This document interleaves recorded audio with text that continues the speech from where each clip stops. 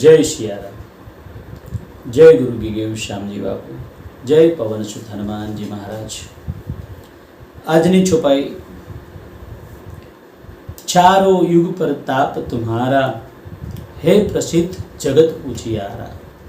साधु संत के तुम रखवाले, असुर निकंदन राम दुलारे। आज एवो प्रश्न थाय आ छोपाई सावळीनी कि साधु संत के तुम रखवाले, असुर निकंदन राम दुलारे, कि तमे तो साधु अने संतोना ज रखेवाळ छो अने असुरोना निकंदन करो छो, तो अमारा जेवा तुच्छ मानवोनुं शुं? अमे रोज हनुमान चालीसा वाँचीए छीए, रोज आपनी उपासना करीए छीए, तो अमारा माटे शुं? तो अहीं भगवाने सरस मजानो साधुनो अर्थ अहीं बताव्यो छे, ए पण आपणे समजवानी कोशिश करीशुं कि चारों जुग पर ताप तुम्हारा, हे प्रसिद्ध जगत उजियारा। आपनो प्रताप, आपणे हमणां वात करीने ताप अने तप, गई हनुमान चालीसा छोपाईमां आपणे वात करी कि सब पर राम तपस्वी राजा। तो तप एटले शुं अने ताप एटले शुं? तो फरी ए शब्द आवे छे कि चारों जुग पर ताप तुम्हारा, हे प्रसिद्ध जगत उजियारा।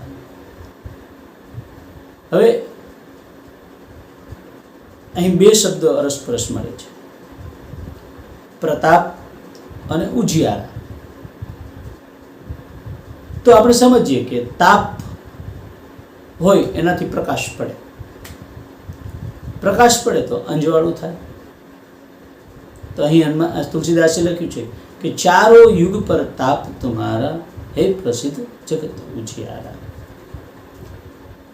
ચારેય જગમાં, ચારેય યુગમાં, સતયુગમાં, ત્રેતામાં, દ્વાપરમાં અને કળયુગમાં, ચારેય યુગમાં પ્રતાપ તમારો રહેશે, એવું ભગવાન એને વરદાન આપ્યું છે। એટલે કે ચારો યુગ પર તાપ તમારા, ચારેય યુગમાં આપના સ્મરણ માત્રથી લોકોના દુઃખ દૂર થશે, અજ્ઞાનીઓને જ્ઞાન પ્રાપ્ત થશે, મોહી નિર્મોહી બનશે, રાગી વૈરાગી બનશે, મૂઢ ને જ્ઞાન પ્રાપ્ત થશે, ફક્ત ને ફક્ત આપના સ્મરણથી, આપના પ્રતાપથી। આપના પ્રતાપથી ભૂત પિચાચ નિકટ નહીં આવે અને મોટા મોટા રોગ મટી જાય, મહારોગ મીટી જાય। પરતાપ, તો આપણે તપ અને તાપની વાત કરી, તો તાપ વિશે આપ સૌ સમજી ગયા છો। હવે આપણે વાત કરીએ તાપ અને પરતાપ। તો એના માટે હું તમને એક શબ્દ આપું,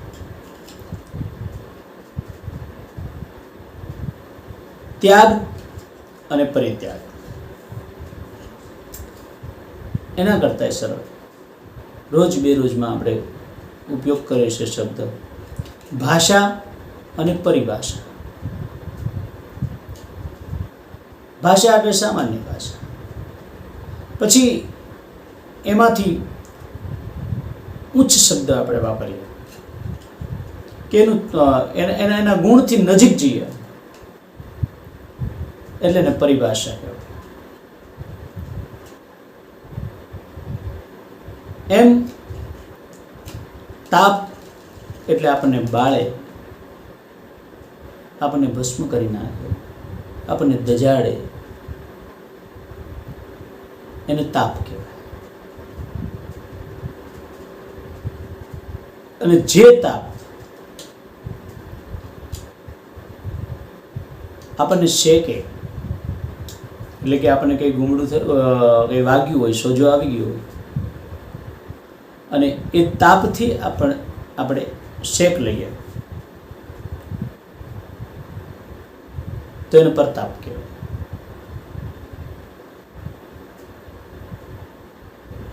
આપણે આગળ વ્યાખ્યા આપીએ એમ રોટલી બનાવે તો એને પ્રતાપ કહેવાય, અને એ તાપ ચૂલાની બહાર નીકળીને આપણને અડે તો એને તાપ કહેવાય. જે તાપથી સૂર્ય સ્નાન કરીએ સવારમાં તો એ પ્રતાપ કહેવાય કે આપણું શરીર છે નિરોગી બનાવે. ઉનાળામાં ચૈત્ર વૈશાખ મહિનાના બપોરે 12 વાગે જે તાપ પડે એને પ્રતાપ ન કહેવાય, એને તાપ કહેવાય. જૂથ પૂરકી એ પણ અમુક કાર્યો માટે પ્રતાપ જ હોય, પણ આપણને એ વખતે બાળે છે એટલે આપણા માટે તાપ છે. અમુક રોગિષ્ઠને એની જરૂર હોય તો એના માટે પ્રતાપ કહેવાય. કોઈ રાજા, પ્રતાપી રાજા, આપણે રાજાને કહીએ છીએ પ્રતાપી રાજા, જે બહુ તેજ હોય, એના નિર્ણયો લેવામાં સક્ષમ હોય, પોતાના રાજ્યની સીમાઓની રક્ષા માટે સક્ષમ હોય, એની પ્રજા માટે ન્યાય માટે તત્પર હોય, જેના રાજ્યમાં કોઈ દુઃખી ન હોય, જેની સીમાઓ, રાજ્યની સીમાઓ સુધી કોઈ પહોંચી શકે એમ ન હોય, એનું નામ જ કાફી હોય, એને પ્રતાપી કહેવાય છે. એ જ રાજા જ્યારે પ્રજાને ઝંઝાળવા મળે, પ્રજાને પરેશાન કરવા મળે, પ્રજાના ની માથે કર એટલો બધો લાદે કે પ્રજાની કમરો તૂટી જાય, પ્રજા ઘરમાં ખાવા માટે રોટલો ન પામે અને પોતે મહેલોમાં અનેક રાણીઓ સાથે અય્યાશી કરે, ગરીબ માણસોના લોહી છૂટે, એને તાપી કહેવાય. એટલે તાપી અને પ્રતાપી. તો જે પ્રતાપી રાજા હોય એની પ્રજા સુખી હોય. તો હનુમાનજી છે એ પ્રતાપી છે, એનો પ્રતાપ ચારેય યુગમાં છે, એની કરુણા ચારેય યુગમાં છે, એની રક્ષા ભક્તો માટે. સાધુ સંત કે તુમ રખવાલે, અસુર નિકંદન રામ દુલારે. સાધુઓ માટે એનો પ્રતાપ ચારેય યુગમાં છે, સંતો માટે એનો પ્રતાપ ચારેય યુગમાં છે,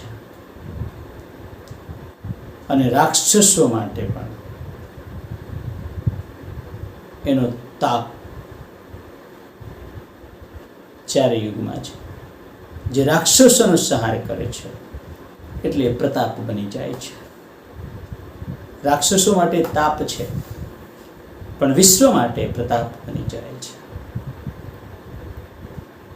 પોતાના જ્ઞાનથી, પોતાની બુદ્ધિથી અતુલિત બલધામમ હેમશૈલાવદેહમ દનુજ્વન કૃશાનું જ્ઞાની નામ ગ્રગણ્યમ સકલ ગુણ નિધાનમ વાનરાણામધીશમ રઘુપતિ પ્રિય ભક્ત. એટલે એનામાં બધા જ ગુણો છે, અને બધા જ ગુણો દ્વારા એ જેવી રીતે વિશ્વને જરૂર પડે છે, જ્ઞાનથી, બુદ્ધિથી, બધી જ રીતે, સહાયથી, રક્ષિતથી, બળથી, બધી જ રીતે ચારે ચાર યુગમાં એ લોકોની સહાય માટે તત્પર હોય છે. કે છે કે ભાઈ, અમે ભૂપેન્દ્રભાઈ પંડ્યાનું પુસ્તક વાંચ્યું હતું, એમાં લખ્યું છે કે સતયુગમાં ભગવાન શિવના રૂપે હનુમાનજીએ વિશ્વની મદદ કરી છે, જગતની રક્ષા કરી છે. ત્રેતાયુગમાં હનુમાનજી રૂપે રામની સાથે રહીને, દ્વાપરમાં શ્રી કૃષ્ણની સાથે, અર્જુનની સાથે, અર્જુનના રથ ઉપર બેસીને એણે આખી ગીતા સાંભળી છે. અને કળિયુગમાં ફક્ત નામ નામ સ્મરણ માત્રથી. એટલે ચારેય યુગમાં હનુમાનજીએ જગતને ઉજાગર કર્યું છે, જગતને જ્ઞાન આપ્યું છે, જગતની રક્ષા કરી છે, જગતમાં સત્યની સ્થાપના રાખી છે, ટકાવી રાખ્યું, સત્યને ટકાવી રાખ્યું છે. એટલે ચારો જુગ પર તાપ તુમ્હારા, હે પ્રસિદ્ધ જગત ઉજિયારા. અને આગળની ચોપાઈમાં આપણે જોઈશું, સાધુ સંત કે તુમ રખવાલે, અસુર નિકંદન રામ દુલારે. તો આપણે કહ્યું એમ કે સાધુક એટલે શું, સંત એટલે શું, અને સાધુ સંત કે તુમ રખવાલે, અસુર નિકંદન રામ દુલારે. તો આપણા જેવા સામાન્ય માનવોને શું સમજવું એ આપણે આગળની ચોપાઈમાં સમજીશું. જય શ્રી રામ, જય હનુમાનજી મહારાજ, જય ગુરુ કી ગયું શ્યામજી બાબા.